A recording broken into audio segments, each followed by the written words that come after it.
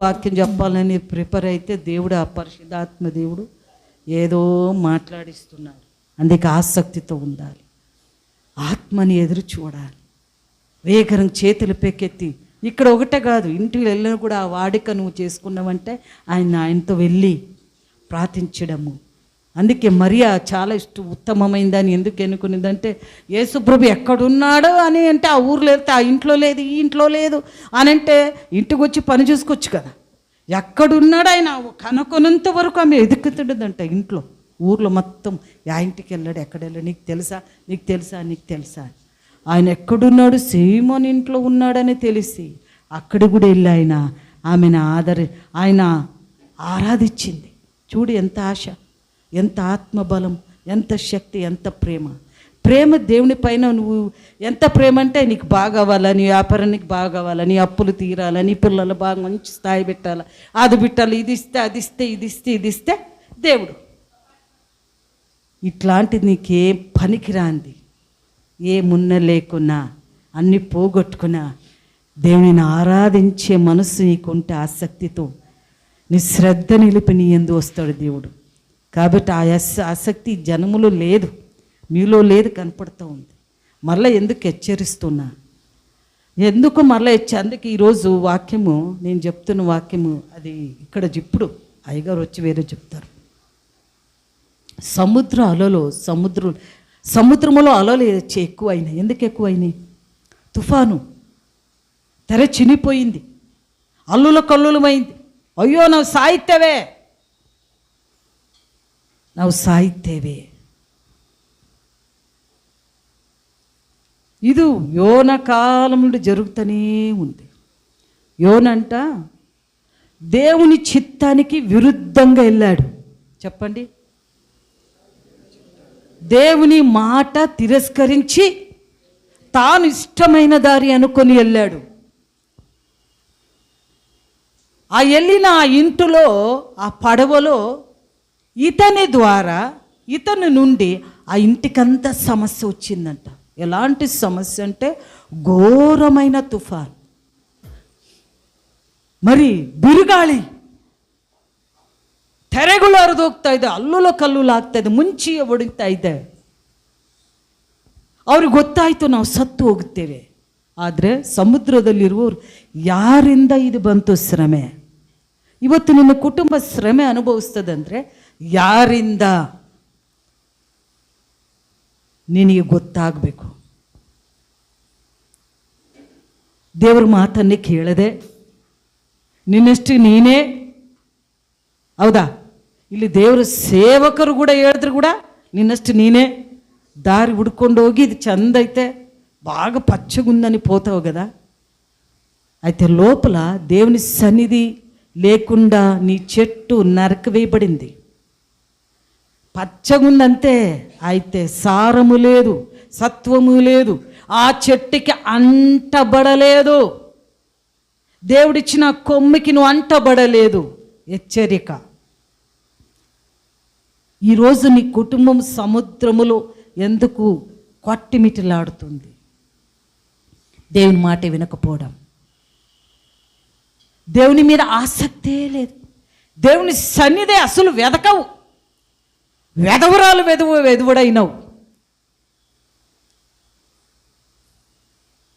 అందుకే ఒకటి మీద ఆ పచ్చగు నూనెలు ఇంత చాలు, అరే కింద అది అరిగిపోతూ ఉంది, కింద గొడులుంది.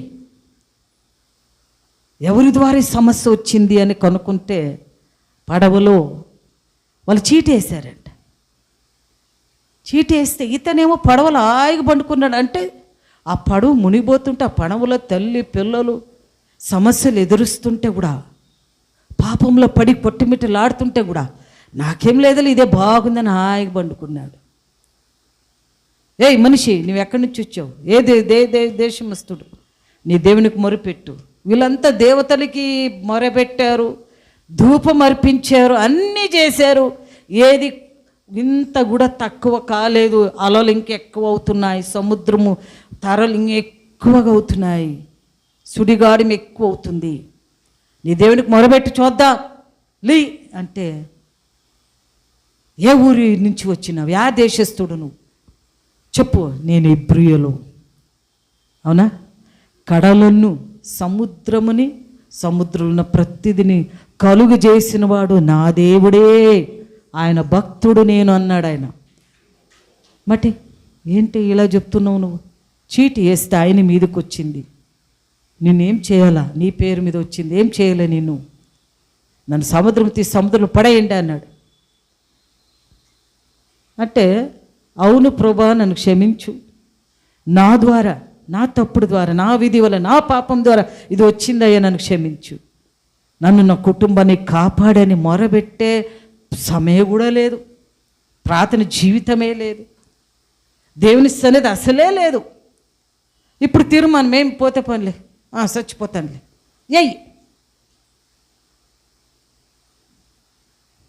అయితే దేవుని కృప వాళ్ళకి ఇష్టం లేదు. పాపం ఎందుకు విసిరాలా?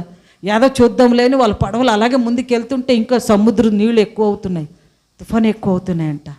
తట్టుకోలేకపోయారు.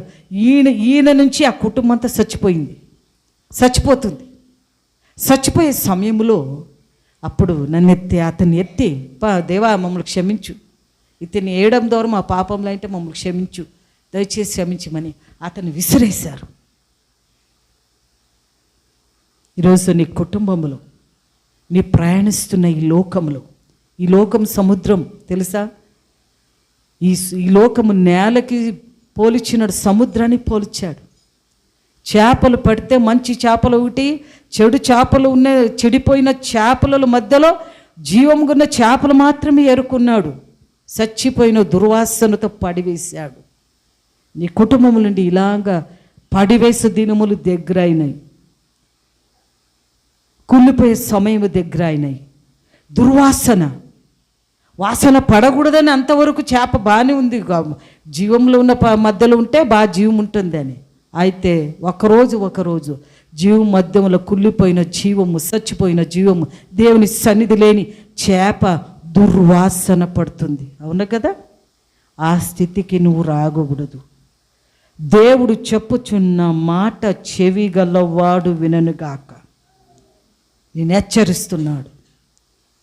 నువ్వు తీసివేసే నిమిషం కాదు, వేరు చేసే నిమిషం కాదు. దేవునికి గొడిలేసి చెట్టు నరికే సెకండ్ కాదు. ఎందుకు నిన్ను ఉంచుతున్నాడు? నువ్వు ఎరగి ఉండాలి, దేవుని మాటకు లోబడాలి, దేవుడు చెప్పిందే చేయాలి. నీ అంతటి అనుకుని చేయడానికి దేవుడు నేను ఆలయంలో పెట్టలేదు.